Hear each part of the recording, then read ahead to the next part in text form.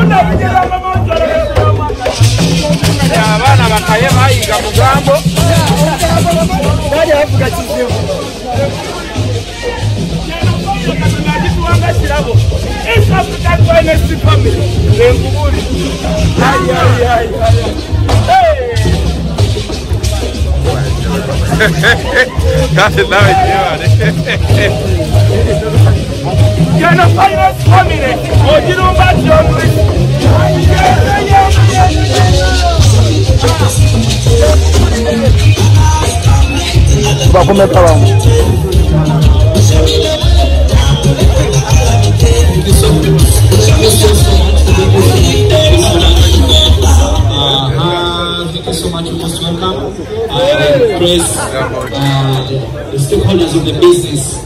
You most welcome. Good afternoon, everyone. As we all wait for Dr. Joseph to have his seat, together with his singing brothers, that is Rizzo Manizo and Abu Malaso. Tujja kusaba buli omu asooka afune aterere afune watuulakuwaniriza ku mbeera ey'enjawulo. Olunaku olwaliro lwawukanamuko ku nnaku endala zonna because olunaku alwo official press conference ya Mr. Lizzy Chameleone concert ya kwanja Gwanga Muji yanda ku mwezi 10, that is February. Thank you so much for coming out tonight. Twende organize mwena you can have your seats.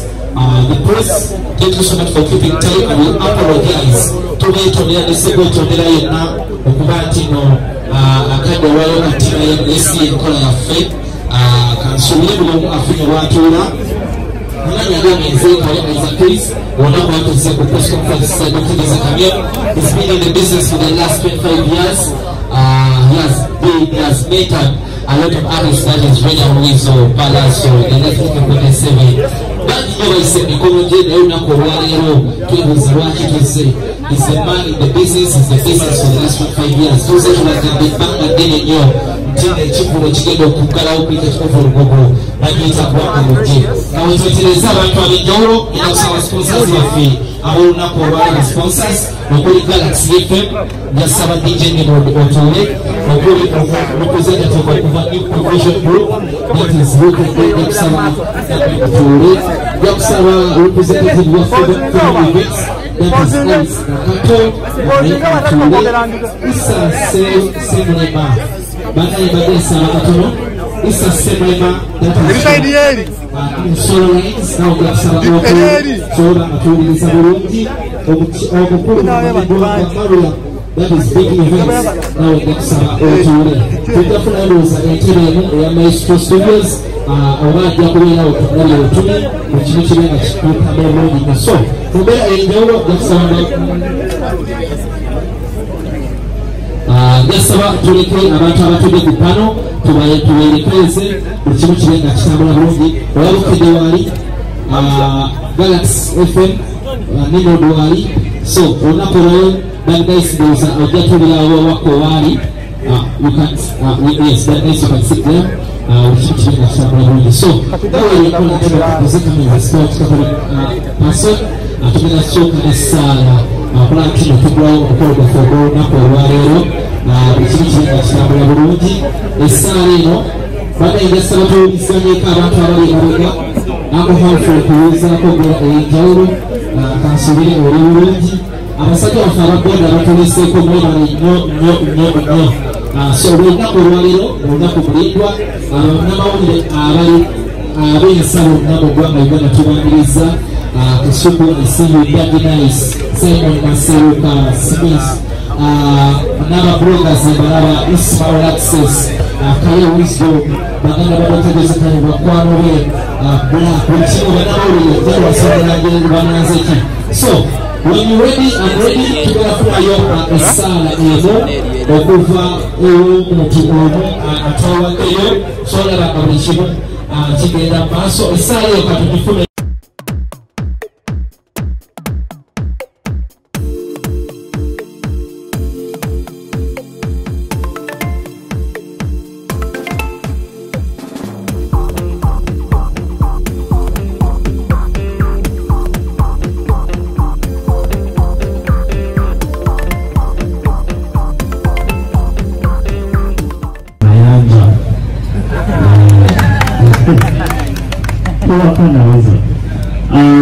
You are now on behalf of 100.2 Galaxy FM and our new baby Jikonkone and of course for 102% Ugandan music through supporting Ugandan talent, Ugandan artists everywhere that we go and of course following on social medias tugenda covering Bwana Mji okuva ku grassroots paka ku event nina making sure no staying locked into 100.2 Galaxy FM and of course your show igenda okubanga eggalawo guno omwaka however much twakakutandika so I'm happy that we're working with our fellow media houses BKDN and our own media houses available and of course big thank you very much for trusting us. We are number one Ugandan radio station in Kampala and 100% Ugandan music. We run the official DJ wa Bwana Mji DJ Nino Mayanja. Thank you so much, Lord. Particularly in the streets, okuva ku Caprice. But Caprice, unlike many brands, Caprice is very big enough to twagenda mushiba kalungi tugeze bayimbi abalala nemulokwa mubatumiza wenu ne Caprice my boss. Give it to the place where you have to partner with Dr. Zakari. Yes, I'll speak in English. My name is Joel Dada. I'm the brand manager of I would like to start by thanking Joseph Emilio himself and also the rest of the partners that we have like big events for coming to us and giving us the opportunity to be able to partner to make sure this event is as positive as it is. And the other partners as well that are here, Fenard and I would like to say, by now you all know that Campus has a brand that is really about music and that has tried as much as possible to be able to support the Ugandan music industry. And we've basically been partnering with different entertainment companies, with different artists, to make sure that we continue to bring the club music experience to you all. And as far as talking concerts is concerned, this event, Yanga Mujia on the 10th of February, this is not an ordinary concert. Let's be very clear about that. This is going to be a historic event. So if you haven't gotten your tickets, maybe I would suggest you rush immediately after this, grab your tickets and make sure that you do not miss this event. Because we're going to have the best of the best music minimum. There will be a variety of support artists who will also be there to be able to bless the event. And of course, Club Pulsar is going to make sure that you have the best drink in the land to be able to purchase us. So make sure that while you enjoy Yanga Mujia concert on the 10th, please go to the Club Pulsar. That's what we want. Thank you so much for the Club Pulsar. The supporting is going to miss all the way through. I tell you, so what club, but I hope you need an official drinking for evening times. No doubt. After you make the difference to be the Coca-Cola, which are rolling Coca-Cola to bring the time to tell us to be right, because it's going to be a night of Uganda music tonight. Yes? Hello. Good afternoon, everyone who is here. I like to speak in English so that I'm clear. Coca-Cola, we are proudly associated to this event, and we believe we are part of the music and the food, and this event is all about music, celebrating Ugandan culture, celebrating the Ugandan artists. So at Coca-Cola, we are proudly sponsoring it, and of course John is willing to give you all the club, and for those of us who are not very friendly with the club, you know you have your Coca-Cola, you have your Renzori available on that page. So please come all, buy your tickets and be available. Shall be there to celebrate and dance and sing with the legend himself. Thank you very much. Thank you so much. Kakati, I will go to film a surprise on about one of the sponsors of the Circle right now. You can go in the new world of Sugar Kampala, if you keep the music. Safe Board in Uganda. Enjoy the safe of Uganda. Safe border, we talk about safe border, Kishombe, Echina, border, very, very organized. Coming up to see, speak down about it, and doing up to our support of the military of Uganda. We want to safe border, Master Zoko Manchino. No joke. This is Palana, I'm going to over, but I'm going to safe border. To send some of the Uganda, regardless of everything Uganda, for to see the Uganda. Kamilioni Pologoma yini ndo yingira nayo alafu tubagamba nti wamalo baga amantu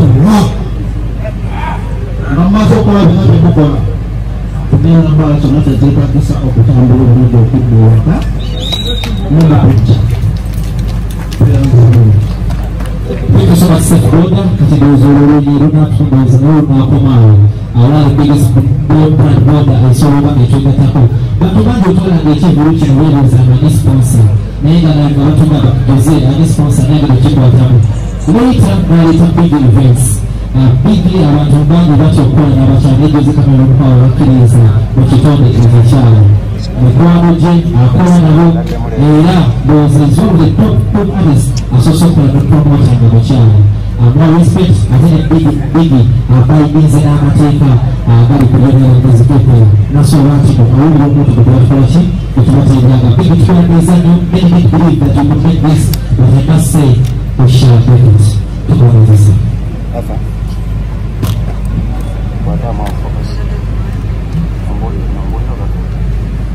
Hello, my name is Mintia.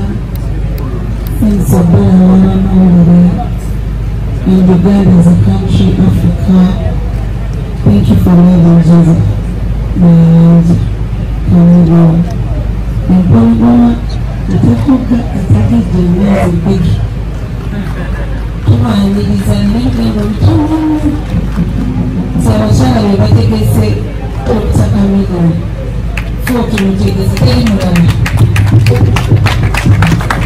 Ninawabarika abakyala mugumwagira abakyala abaami buli omu nga 10 February nga kuba musanvu nga baliiko cricket over Lugogo mujje mulage nti abakyala nabo basobola okukikola cricket over ne bagifundikira nga tukoye masolo za ssente balinze gakumafe gwala.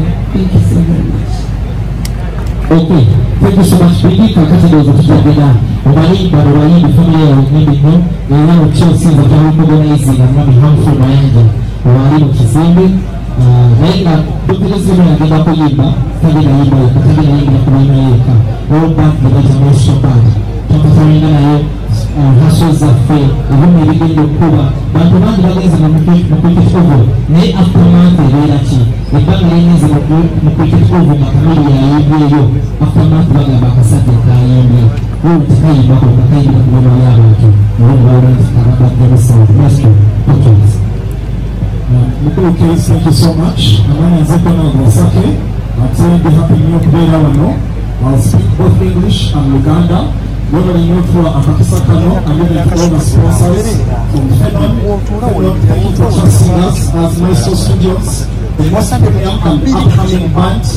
Proper Shiba, proper David Sony, Metuvayo, Kati Omiso to Akakisa Kano, Tubana to the Garret AIN, Obina Garret Dale, and we're very happy about that. Dr. Chameleon, thank you so much for trusting Uganda's #1 premium brand. Get recognized again. Thank you so much, Doctor.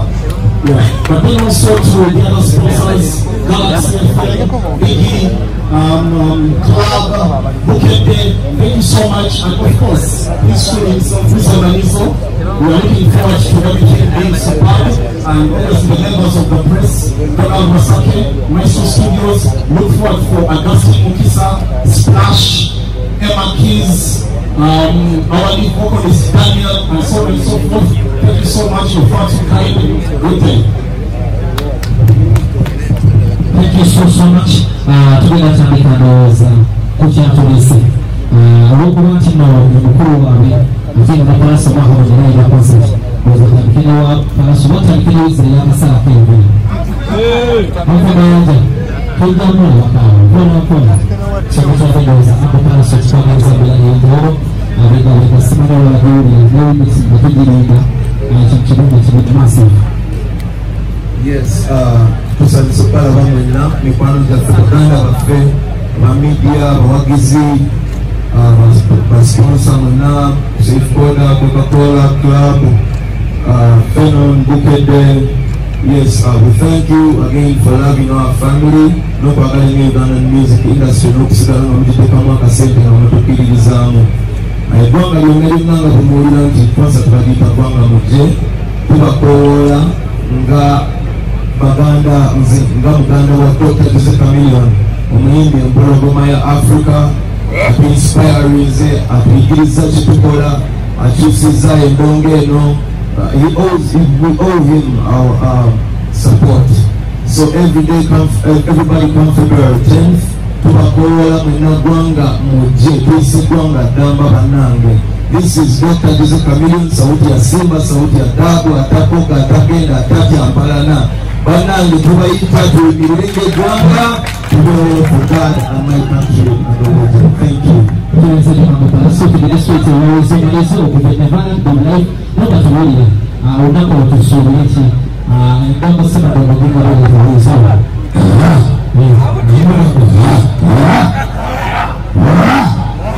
Wakutawaza malizo mutakusema kwa vacations ya wafo wasikuwa kichakota kwa kakabili na mtaka kwanza kabla Jose Chameleon na sikianza bini sikianza umuje na kwa wakati Chameleon sina sikianza wakati Chameleon sikapisha kwa matata zamaka Germany.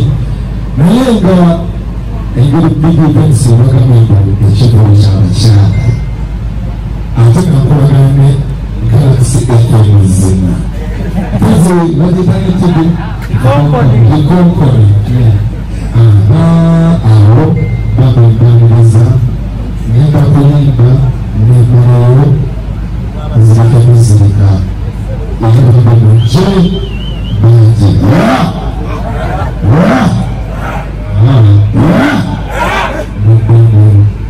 tunaanza once again, ladies and gentlemen, the sound. We speak the business for the last 25 years. Company is the Atlantic Zone.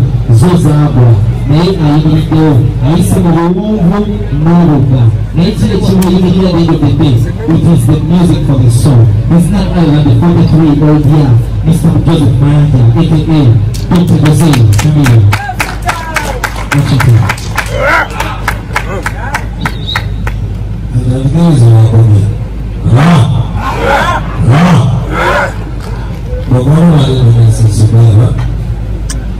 Mwana simiziko Nsanyo ukwati Shibayi binamura na mawuye Abatusa ibigambo bya polisigo mu Gibraltar Nasine yazana na mawuye ya polisigo mu Gibraltar so bwo zamakanga tusa kugambo Nebuzanya wasomaki Baji yuko kwa wengi wananga kibasoto mu Regardless, nebuzanya yasonga zabantu mu bikireedano Bweze kutona egirino yatonda nebuzanya famila yabuze Tata ne mama wange nebaganda bagamuwekalaso kuweza Fekitambulanga famila Palasa ile ekigulu ky'eggulu Jona mwenda Mugee kyange nga kubifibwayo Ekyangiza ekijja ekijja kibagamba naye ffe 10 wange wamayinde family twagala abantu tweyagaliza ate tuli mu muligo tula kijja kuba kiba kinakola ki okubeera nebaza nnyo baganda bange Wizo ne Palaso mukwala mukiirira ekiro tuyitangana nga Palaso okkiryambalala nga nawe nakukasoloti Wizo agenda oba UK nga nawe nzikira genda erimu Tula manyi wabaye abo nga bagyeko nebazanye neneno basponsors mwenasi waba wengeri makombenejoyo nebazanyawo big events kubanga byagambibwa nga tunakolagana nange byali bingi naye tutamala kukolagana bigi n'afuuka family kyamulimu ekyo oze nti embaga ebigambo ebifujjako abantu ne batekawo embeera naye tulasibamenya nange duddeyo nnyo nange ngigatukaddigiteetawo music tulasanakawo emyaka 25 naye singa okunyuminyungize mukama yantonda lwatira eyandonda so nebazanyo abukedde vision group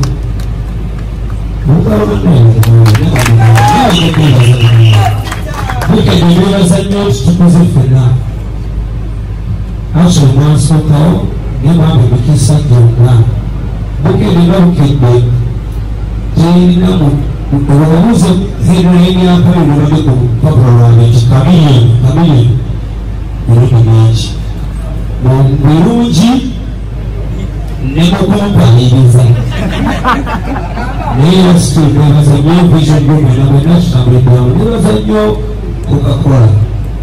Coca-Cola ebbanga mazimba nga twamanya nnyo tukolagane mu partnership erunama ebizibu eyibana tumutwale maaso buno bwe mulundi tusoose okukwatagana era mbaniriza yentandikwa tetukomaolwo nebazanya baklabubia klabia muli bakwano bange nga balajjebbi Kayemba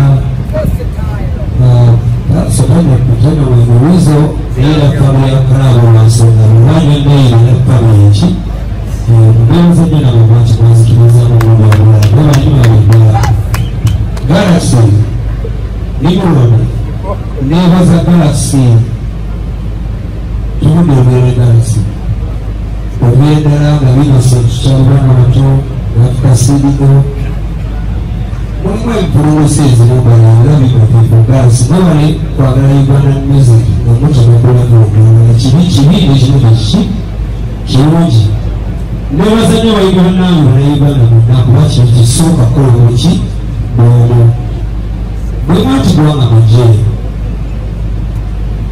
bakwano bange tuyire n'endogera emyaka mingi before so many of you came siina binyooma mwenna muli b'amaanyi naye bwe tunategeera tutambulamu ng'abantu tunanafuka abantu ab'omutima wange mutegeeraki nebaza nnyo nnyo bwenagaibiranaangawa abali eyo mwenna sijja kumanyamanyabo bijja kuyita emitawaanaojagatati tewanerabire naye generation yange ne generation eyasookawo ne generation eyaddawo neziriddawo bwenna nga tuli mu faculty music nebaza nnyo bakibiina tutambula mubaaboki eno nebaza muno babuloga bakyayiraolwansonga mu society esinga okutambulirayo nenga kitulawo recognition bakwano bange babenyo babuloga bwenna in the right way or in the wrong way kubanzi newopandikako ekibiira nsigambi kyaliyo nebaza nnyo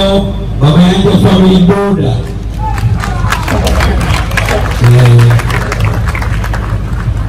byayogeddwa bingi nebalaga wa boda nebalaga biri naye buli mu mbeera yonna mu buli bizinesi mubeeramu omuntu omu akyafuwaza banne ne mwira sosete eza bizini mwebali oba mwetuli namwe bana gye mubeera omuzungu gwabanaga nti ennyaanya emu eyolo n'ennyaanya zonna mayanja famire boda gye muli baganda baye saabuzaako ganti mumaboda mubi naye tulongooseemu mu nkolagana yaffe wakati w'abantu ababoda nebaza nnyo ba safe boda mubere bujan boda kulwansonga muneyimiridde mu mulimu wena oba safe boda bategeeza nti boda ey'ensirika boda ey'empisa boda etakulosanya abantu boda ew'omulimu respect bakama bange nsensinye balawa obuboda ngera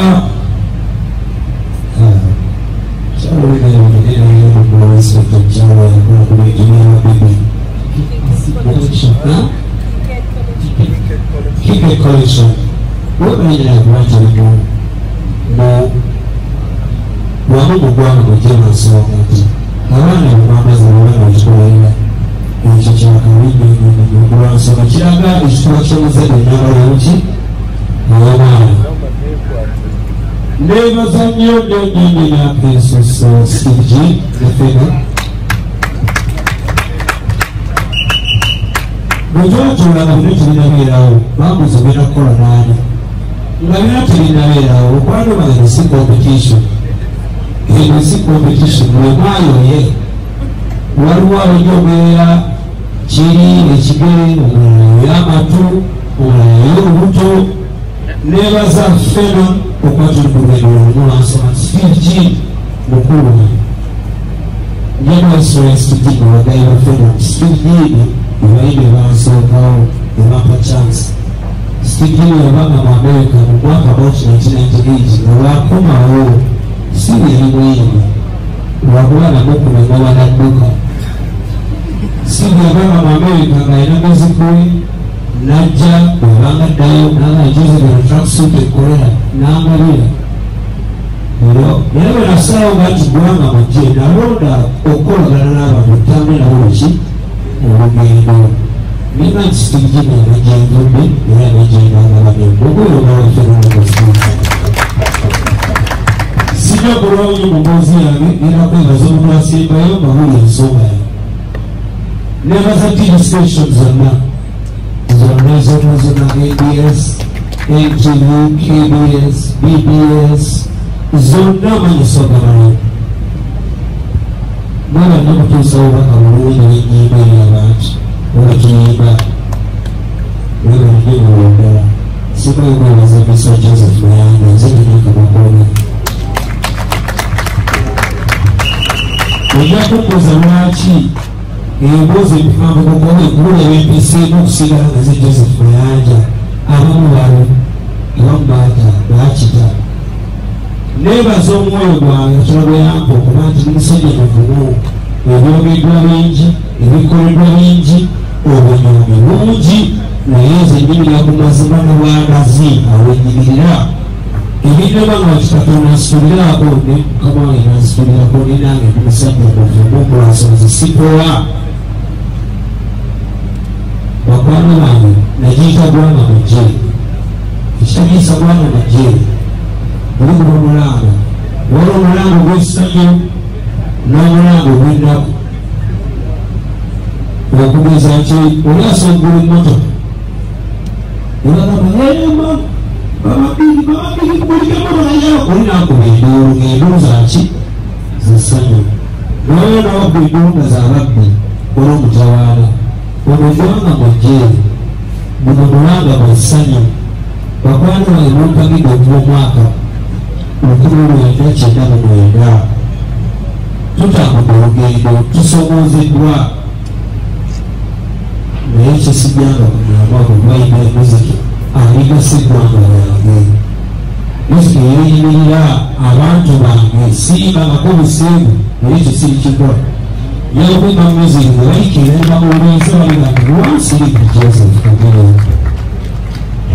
bakwano bange olugendo lutambudde lusaanye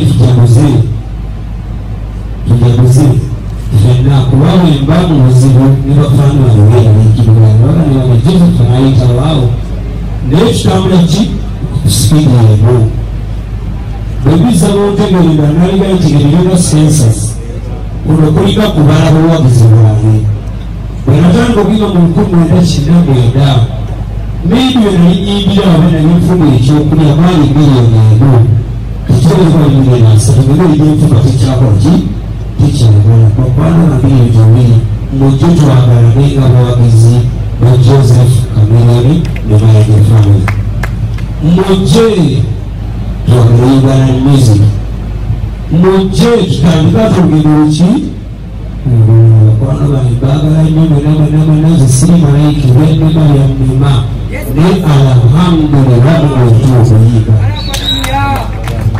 oyo yewoya waffe nga Mayanja family yewoya wange zibwebwebwenanga munkalubira naze nanyiiba ate nja muyimba paka bakwano bange ganyini abandaba lukuleterekera munsi olenzibende nayigira okuyimba mwena bakwano bange bandaba bayita ku ggwanga mujje eno si show eno si concert kino si kivulu eno experience jangu onimire Kamiliyoni omutambudde naye jangu bingi mbategekedde mugwero naye sijja byasanguza nja kusembyayo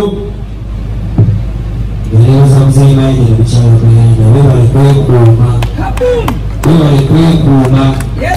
eweekulumye ne bakumiramu abaana baabwe ne bakumiramu nayenga ekisinga obulungi kyonna kyonna nti Mukama kyattonda obusobozi n'amaki n'amaanyi teri muntu abeera kendeza maanyi gange kulwansonga nazaalibwa bwentyo nazaalibwa ndi muyimbi nazaalibwa nina obubaka Katonda bwe yampa ntuuse mu ggwanga n'abantu olwo olugendo lina kutambula mu buvumu mwena mbayise ggwanga mujje mbategeeza nti obudde bukwa ku bayimbi nange mumpedeko ebirungi bingi bakwano bange bandaba twakyusizaamu sikominyambo gigulawo saawa 3 Joseph Kamiliyoni abeera tuma ku stage ku saawa 2 zennyini essaawa 4 zitumala okutuma musamukaaga nga tunyumidde ekikoki ekigwanidde ese ekimala enyimba nanga bitaano ekimala mwenna bakwano bange bayise eggwanga mujjeero konsati gidediketingira eggwanga lyange tubeere bantu balungi tweyagale tukume eddembe for peace, love and unity. Si kweyawula olw'okuba oli ali mu political version eno mu simanyi oli mu Nyankole simanyi oli mu Uganda eno concert of peace, love and unity. Dedication yawe.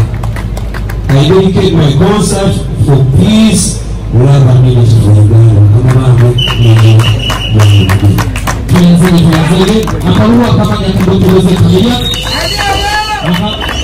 era kidokoloze Kamiliyoni kakakiragirako ebibuzo tubigenda beera bingi nnyo naye nagenda okumpuganyizika faces z'abanoli munawe muli abali mos abali experience ez'enjawulo nabekya zeesimakula kubuuza kuva ku Soma FM kasoma bwekoleza bbanga lagazidde FM Spark TV ndabyoko hamfuna kubuuzaako njagala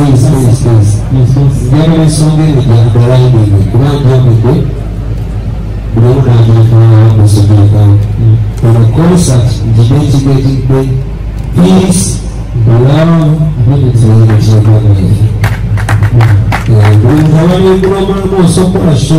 show your charity or peace, peace, love,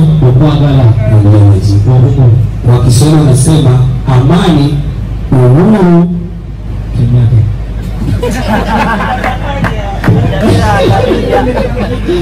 anyhow, akukayisema kwa kahono ilibuso kugenda bila bitono nakida isaraga omuntu ayilanda sawaka bimugwanga Uganda bisoka yogereka wali atubulire ayetusubira kisaga byaliyeyo nabero okay, that means